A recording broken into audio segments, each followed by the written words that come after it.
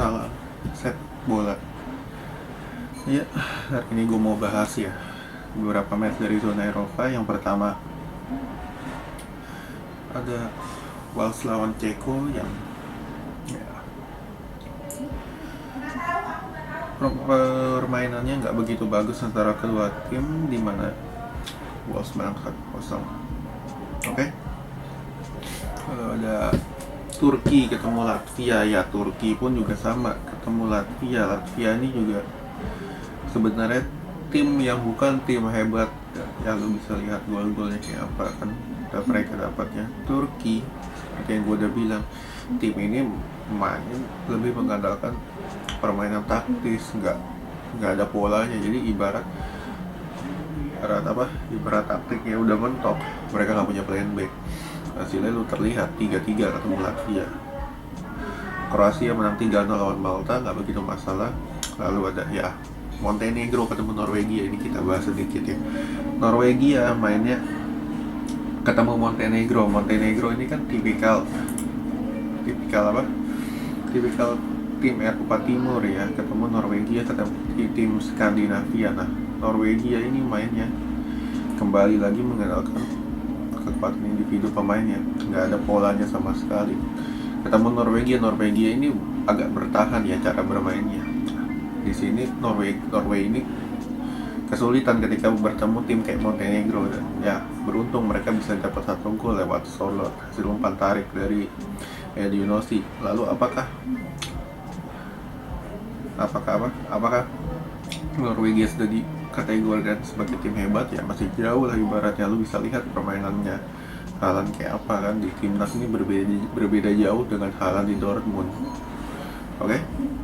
Lalu kita ke match selanjutnya, ada ya Belgia lawan Belarusia. Ini Belgia menang 8-0 ketemu Belarus. Belgia main dengan hampir skuad cadangan semuanya ya, kecuali Obi, Vertonghen, sama Torgan ya. Ya sisanya cadangan semua, karena si pelatihnya Roberto Martinez ingin mengistirahatkan beberapa pemainnya. Harusnya mereka bisa menang lebih dari 8-0 karena ya Belarus mainnya lebih hancur lagi.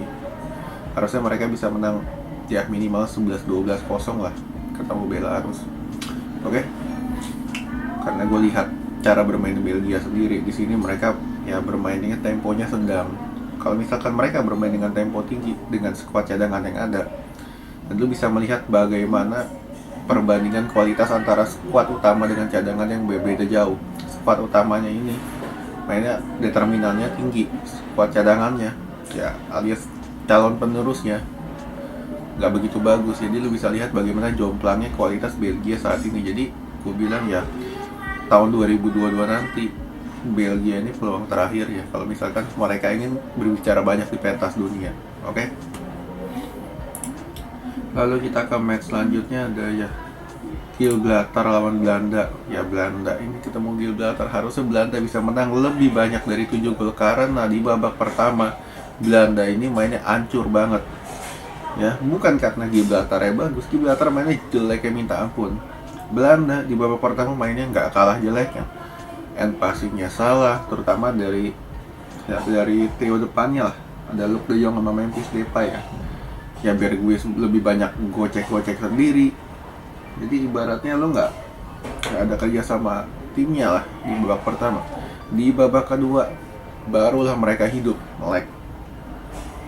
Gol lahir tuh lewat ya skema beberapa pemainnya, terutama ada si Luuk de Jong, lalu Wijnaldum, Depay dapat 2 gol, Van de Beek masuk cetak gol. Dan ya seharusnya kalau misalkan mereka di babak pertama mainnya lebih bagus, lebih dinamis, lebih memperbaiki segi passingnya, mereka bisa menang minimal ya 10-11-0 mereka dapat.